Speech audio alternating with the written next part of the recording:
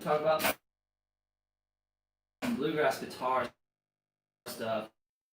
I know most of the time it's guitar, strum, bass, strum. Sometimes do the alternating of like, actually a lot of any, but it sounds like this.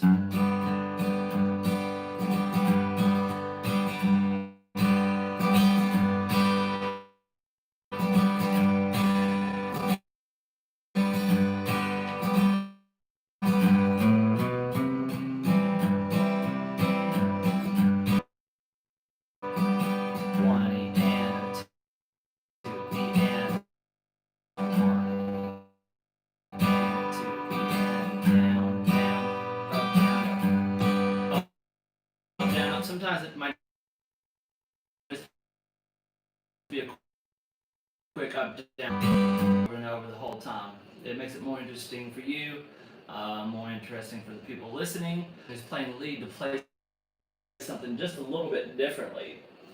Okay, let me see. So the other thing I was doing in there was that walking bass. We've actually got walking bass, but the big thing strings. So if we're in G, we got our third finger right there on the third fret, the open A, second fret, first fret.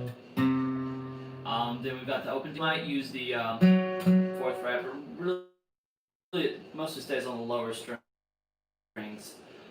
We've also got our open E and our second fret.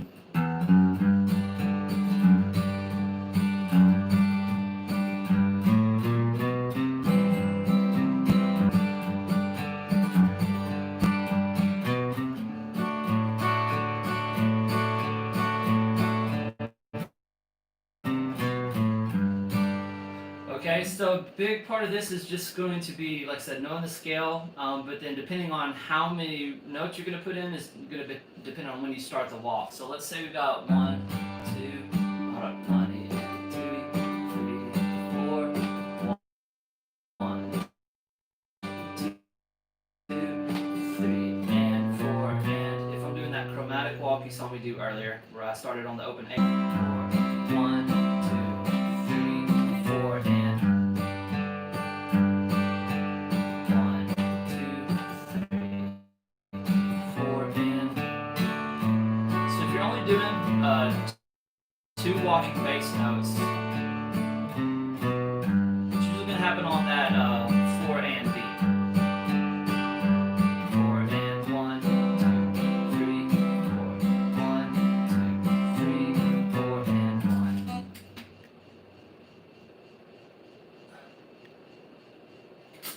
Alright, anybody joining, if you want to just go ahead and tell me kind of what instrument you play, or if you got any kind of questions or anything you want to talk about, I'm definitely here for you, here to answer anything I can. Otherwise, I've got some stuff to go over, but do not feel shy.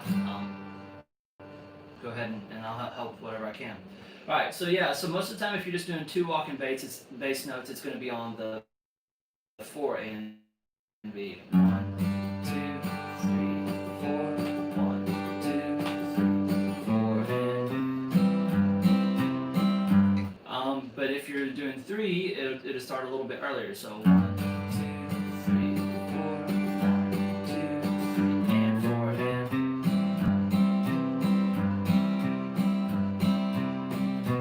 and I'm just doing the notes that kind of neighbor each chord. So when I'm going from the G chord, my root is this note right here, right? And then my next chord is the C chord. Alright, the notes that are in between that are the A note and the B note, which is open and second fret on the 5th string. So I'm going to use those to walk in between.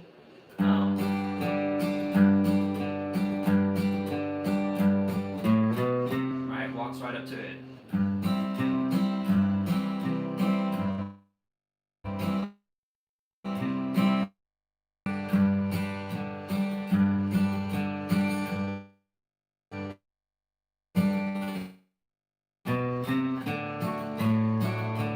And then going to that D chord,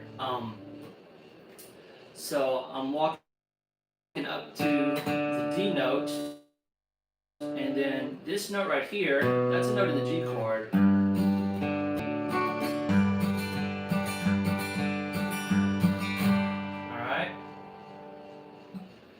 So those are some couple things you can do there for your walking bass.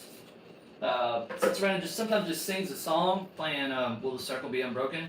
So our chords are G, C, E minor, and D. Okay, so will the circle be unbroken by and by, Lord, by and by. We can even add that little bluegrass rhythm in that we just did on guitar. There's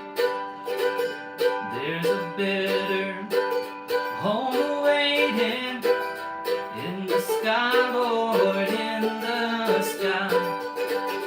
Alright, so it sounds fine just using that basic rhythm, but then we can add in some little type of fills using some different chord extensions, just altering our fingering a little bit on these basic chords. So with this G chord, we can lift that first finger and get this really cool sound. We're usually not going to want to stay there too long, but we'll let off and then come back on. So it'll sound like this.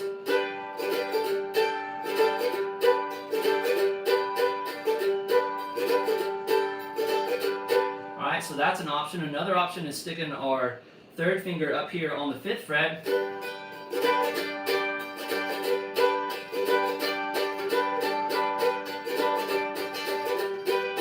And then we can even bring that third finger down here to the 5th fret of the D string.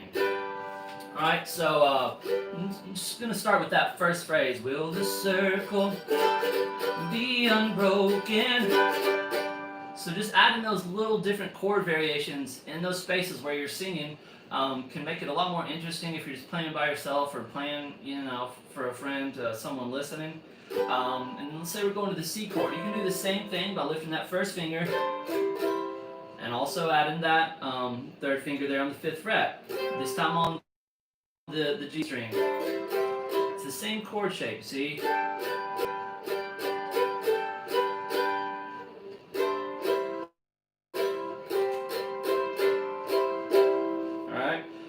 Then we've got our E minor chord.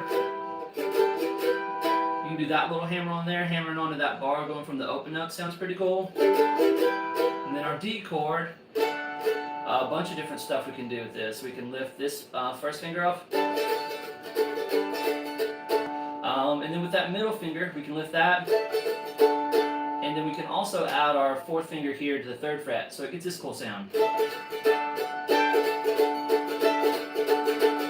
Okay, so I'm going to go through that whole song, adding in some of those little chordal variations as fills. And if anybody that joined has any questions about anything else, feel free to just let me know, and I'll help out whatever I can, alright? Alright, will the circle be unbroken by and by, Lord, by and by? There's a better home waiting in the sky, Lord, in the sky. Alright, so just adding in those little different variations can help you a lot. Another thing I wanted to talk about with mandolin is doing different subdivisions with the metronome. So I'm going to pull my metronome up on the phone here. Alright, turn it up. So you might set it, I don't know, not too fast, because we're going to subdivide with bigger numbers and bigger numbers as we go. So we might start off just right on the beat. I got it at 75 right now, but just 1, up, down, up, down, up, down. So right now it's just right on beat. Now we might subdivide it to 2.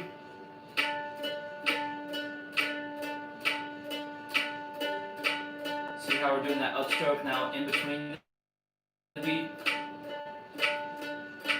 We can also subdivide it in 3.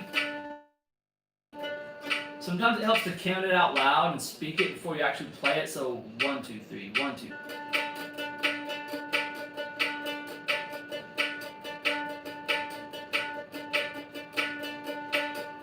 So when you're subdividing the metronome in 3, you know, for one beat, you're going to be starting on a down pick, down, up, down, and then for the next, it'll start on up, down, up. All right. If you guys have any questions, just put them in the chat. I'll talk about whatever you want to talk about, whether it's mandolin, banjo, or guitar. Here to help you guys. All right. So here's still subdividing in 3. 1, 2, 3. 1, 2, 3. 1, 2, 3. 1, 2, 3. 1, 2, 3. 1, 2, 3. 1, 2, 3. And this is just an exercise that helps you get a lot better control of your tremolo, because really you want to be able to do tremolo at different speeds. It doesn't need to be always fast. Sometimes you're going to have it slower depending on the song, and you usually want it to be in beat. We want to be in time, so playing with the metronome helps with that. Alright, so we've subdivided in 1, 2, and 3. Now we're going to do 4. Like I said, sometimes it helps to count it out loud. And when we're subdividing in 4, that's usually going to be considered a 16th note. And the way we count that is 1E and a. So 1E and a, 2E and a, 3E and a, 4E and a, 1E and a, 2E and a, 3E and a, 4E and a.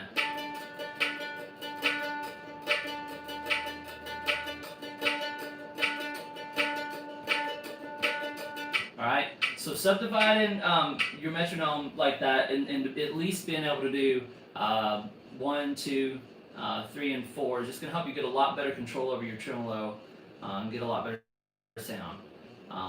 Alright, so if you guys have any questions, put them in the chat. Otherwise, I'm going to move on here and talk about some banjo stuff. I know I had some other people ask some questions about that. But if you're a mandolin player and got something you want to know about, just pop it in the chat and we will talk about it. Alright, banjo. Any banjo players out there? So I know I had someone in the TuneFox user group ask about melodic banjo and then banjo in non-traditional things like grooves. So I'll talk a little bit about melodic first. Some of my ideas on that. So for me, I think it's been helpful when I've learned to play kind of the same thing in a different way. So I'm looking at maybe Turkey in the Straw. So usually, I'm not sure how you guys play this one, but I'll play it up here is how I first learned it.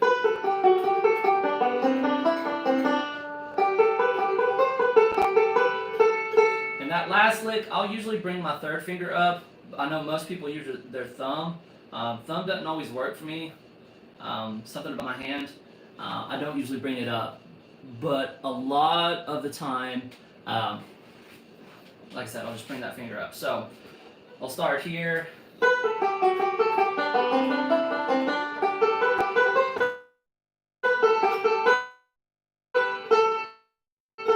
That's how I would always play it. So that first note that's right here on the 9th fret, the same exact note is right here on the 9th fret on the little string. So instead of, you can also start it right here.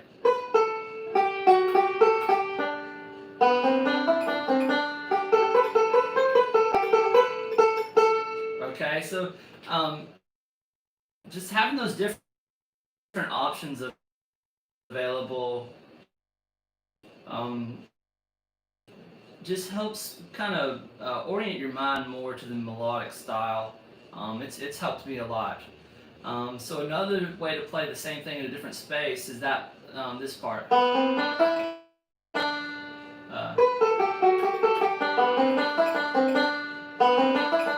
Could also play that up here.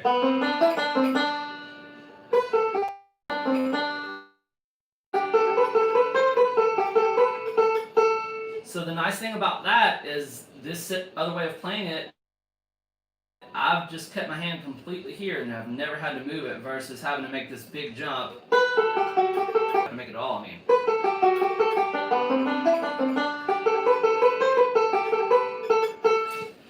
Hang on, Jacob, I saw a message pop up there. There we go. Oh, I do play all the instruments. I mean, a big part of it is just time. You know, just investing your time is a huge thing.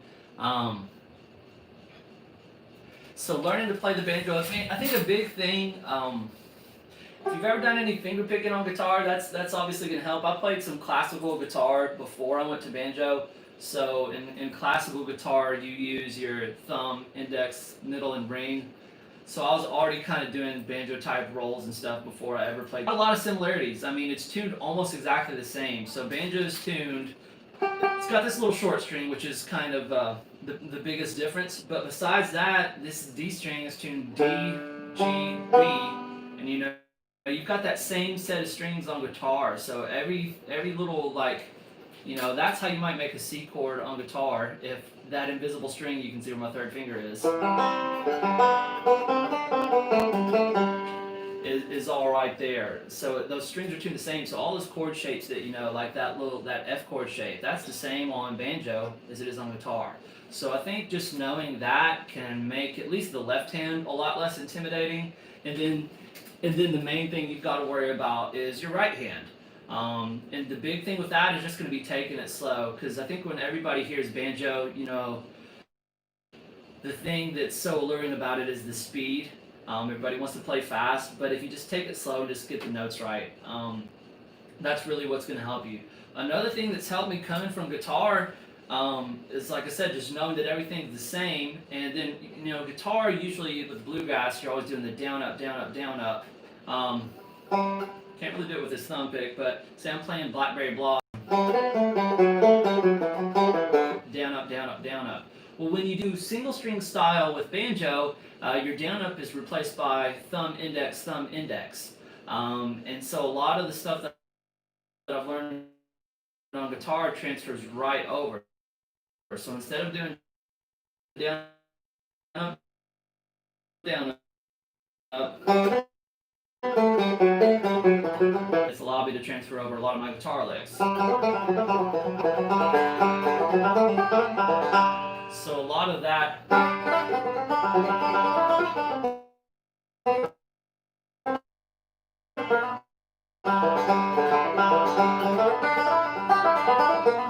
transfer right over from transferring, instead of thinking of it as picking down up with a flat pick, I'm just doing thumb, index with my right hand, and then doing a lot of the same stuff.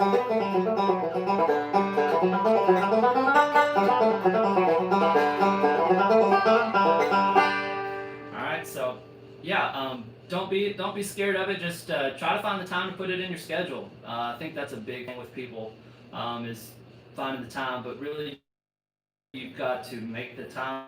You got to just, like I said, put it in a schedule to where you do it regularly. And you don't have to do it a lot. Just got to be some nice focused practice. So another question I saw in the users group was playing banjo with non-traditional grooves. A big part of that is just whatever genre it is or whatever song it is, just listen to that song a lot and focus in on whatever the rhythm's doing. Because if the rhythm's doing something nice and spaced out, you don't want to be, you know, just doing your basic vamp chord. And with your rolls, you can kind of look at the accents of the beat are, and then you can think of a specific song example. But just learning to do different accents in your rolls can help. So instead of just taking the forward roll, learn to put accents on different fingers to create different rhythm patterns. Like the easiest is just going to be to do your thumb. So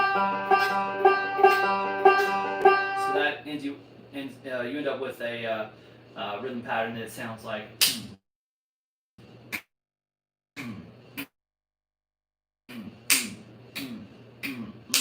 And that's it. I mean, what Scruggs did, but it's funky. It's kind of almost like a Latin feel. You don't want to only be able to accent with one.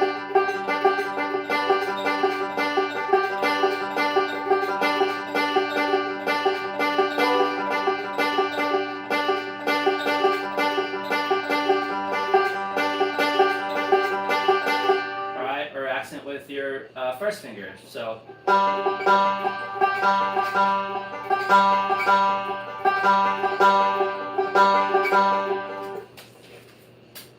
Alright, let's see what's going on in the chat here. Where'd my chat go? There it is.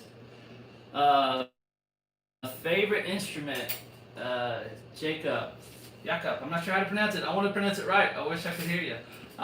Banjo probably, just because that's what got me playing bluegrass. I saw Sammy Sheeler playing banjo when I went.